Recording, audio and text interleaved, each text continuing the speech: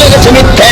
ইন্নাল বাতিলা নিশ্চয় মিথ্যে, কানা যাহুকা চিরদিন। আসসালামু আলাইকুম ওয়া রাহমাতুল্লাহি ওয়া বারাকাতুহু।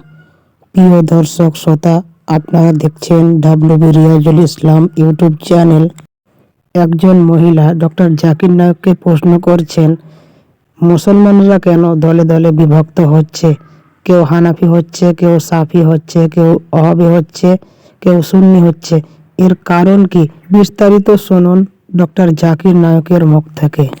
মিস্টার জাকির প্রশ্নটা করেছে আমার এক অমুসলিম বন্ধু। সে আমাকে বলে যে মুসলমানদের মধ্যেই বিভ্রান্তি আছে। মুসলমানরা নিজেরাই এক অন্যকে প্রশ্ন করে যে আপনি কি ওয়াহাবি নাকি আপনি একজন সুন্নি। তার মতে মুসলমানদের বিভ্রান্তির মধ্যে রয়েছে। এখন এ ব্যাপারে আপনি কি বলবেন? এ ব্যাপারে আমরা মুসলমানরা কি বলতে পারি?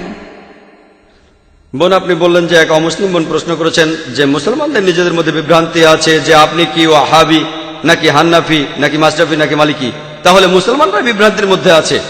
এর উত্তরটা কি? আমি অমুসলিম এই বোনের সাথে একমত।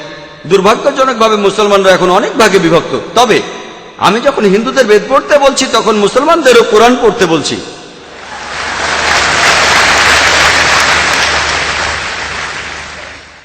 আল্লাহ পবিত্র কোরআনে বলেছেন, সূরা আল ইমরানের 103 নম্বর আয়াতে আল্লাহ তাআলা বলেছেন, ওয়াতাসিমু বিহাবলিল্লাহি জামিআন ওয়া লা তাফাররাকু। আল্লাহর রজ্জু শক্ত করে ধরো আর বিচ্ছিন্ন হও না। আমরা আল্লাহর রশি ধরবো, আর সেই রশি হলো পবিত্র কোরআন আর সহিহ হাদিস। আল্লাহ কোরআনে বলছেন, সূরা আল আনামের 159 নম্বর আয়াতে উল্লেখ আছে, যারা দিন সম্বন্ধে নানা মতে সৃষ্টি করেছে, হে রাসূল, তাদের দায়িত্ব তোমার নয়। ইসলাম ধর্মে বিভিন্ন দল আর মত তৈরি করা এটা নিষিদ্ধ, এটা হারাম। কিন্তু যদি মুসলমানদের বলি আপনি কি, কেউ বলে আমি হানাফি, কেউ বলে মাশরাফি, কেউ বলে হামলি, কেউ বলে ওয়াহাবি। নবীজি কি ছিলেন? তিনি কি হানাফি? তিনি কি মাশরাফি? তিনি কি হামলি? তিনি কি মালিকি? তিনি কি ছিলেন? তিনি মুসলিম ছিলেন। পবিত্র কোরআনে সূরা আল ইমরানের 52 নম্বর আয়াতে উল্লেখ করা আছে, ঈসা আলাইহিস সালাম, যীশু খ্রিস্ট, তিনি মুসলমান ছিলেন। পবিত্র কোরআনে সূরা আল ইমরানের 67 নম্বর আয়াতে উল্লেখ আছে যে ইব্রাহিম আলাইহিস সালাম, তিনিও মুসলিম ছিলেন। পবিত্র কোরআনে সূরা ফুসিলাতে 33 নম্বর আয়াতে উল্লেখ করা আছে, ওয়ামান আহসানু ক্বালাম মিম্মান দাআ ইলাল্লাহি ওয়া আমিলা সালিহান ক্বালা ইন্নানি মিনাল মুসলিমিন। সেই ব্যক্তির চেয়ে কে উত্তম যে মানুষকে আহ্বান করে আল্লাহর পথে, সৎকর্ম করে আর বলে আমি মুসলমান। আমাদের নবী মুহাম্মদ সাল্লাল্লাহু আলাইহি ওয়াসাল্লাম মুসলমান ছিলেন। আল্লাহ বলেছেন আমরা হব মুসলমান। মুসলমানের চেয়ে ভালো কোনো বিশেষণ নেই।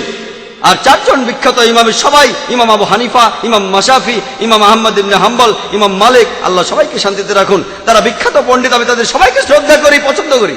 তারা বিখ্যাত পণ্ডিত। আর এই পণ্ডিতদের সবাই বলেছেন, এই চারজন ইমাম বলেছেন, যদি আমার কোনো ফতোয়া আল্লাহ ও রাসূলের বিরুদ্ধে যায় তাহলে তোমরা আমার ফতোয়াকে ছুঁড়ে ফেলে দাও।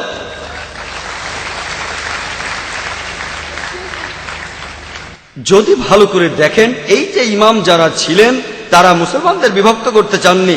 তারা চেয়েছিলেন মানুষ যেন মূল ধর্মগ্রন্থগুলো পড়ে, কোরআন আর সহিহ হাদিস।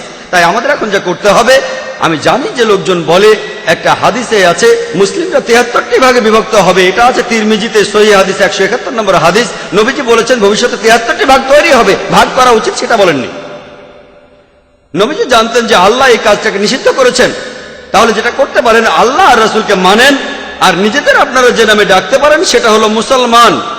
যে কোনো পণ্ডিত, পৃথিবীর যে কোনো পণ্ডিত, ধরলাম তিনি পৃথিবীর সবচেয়ে বড় পণ্ডিত, তার কাছে প্রমাণ দেখতে চান, কুল হাতু বুরহানাকুম, আপনার প্রমাণটা দেখান। যদি সত্যি বলে থাকেন, আপনি নির্দোষ হলে তার প্রমাণ দেখান। তাহলে যদি কোনো পণ্ডিতের সাথে মতভেদ হয়, তার কাছে প্রমাণ দেখতে চান, প্রমাণটা নিয়ে পরীক্ষা করুন। এজন্য আমি রেফারেন্স দেই। আমি যা বলি, জাকির যা বলে, ইসলামে তার কোনো মূল্য নেই, জিরো, শূন্য।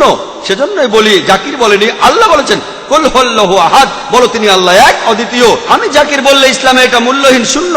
আল্লাহ যা কিছু বলেছেন সেটা মানতে হবে, নবীজি বললে সেটাও মানতে হবে। সেজন্য বোন, মুসলিমদের বিভক্ত হওয়া উচিত না, আমাদের শুধু মুসলিমই বলা উচিত। আর কোরআন আর সহিহ হাদিস আমরা মেনে চলবো। যারা বিভিন্ন মতের সৃষ্টি করে তারা ইসলামের বিরুদ্ধে।